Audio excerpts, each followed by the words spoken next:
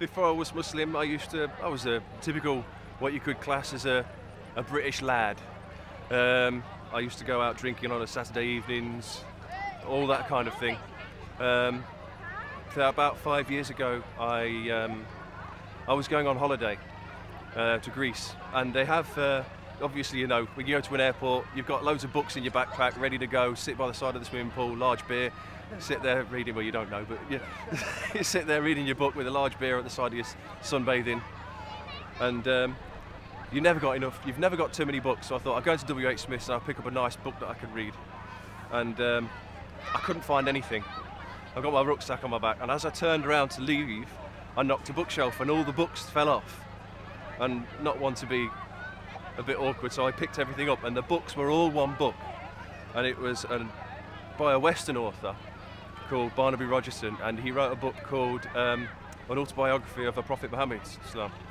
And I read the first page and it looked interesting. I read the second page, took it to the counter, I bought it, and I took it on holiday with me.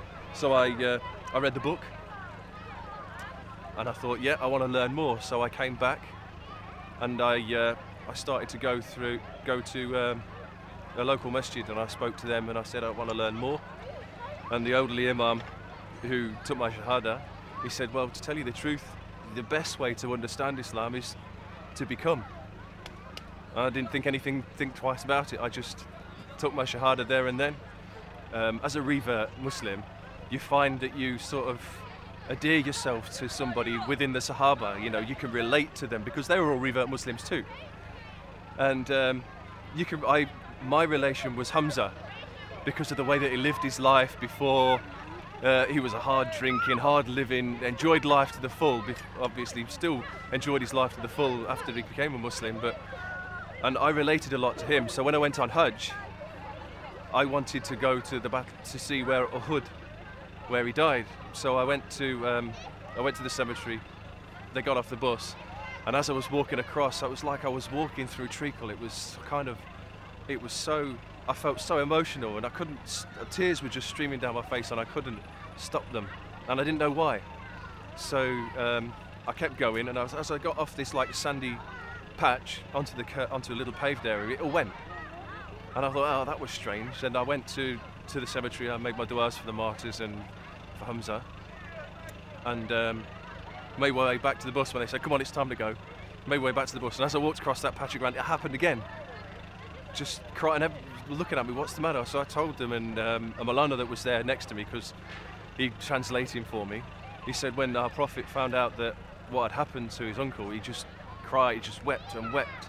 And I said, well, maybe he just left something there for somebody who wanted to find it, and I felt in here for Hamza, so it hit me both barrels. So when I got home, I said, if we have our son, because my wife was pregnant at the time, if we have a son, I want to call him Hamza. And we had a little girl.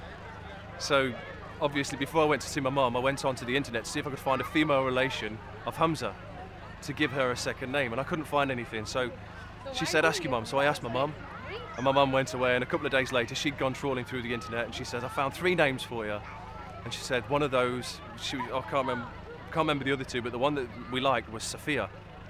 So okay, then we'll give her Sophia. And a few months after we'd done that, I was feeling pretty depressed and quite down. I've got a book called the Fazal Al-Imal, and I just open it up just to read and see what there is in there, and I was reading about the aftermath of Uhud. It just opened up there, and it was talking about them going wrapping them up and burying them, and then it starts talking about Hamza's sister coming with 2 pieces of cloth, and Hamza's sister was called Sophia.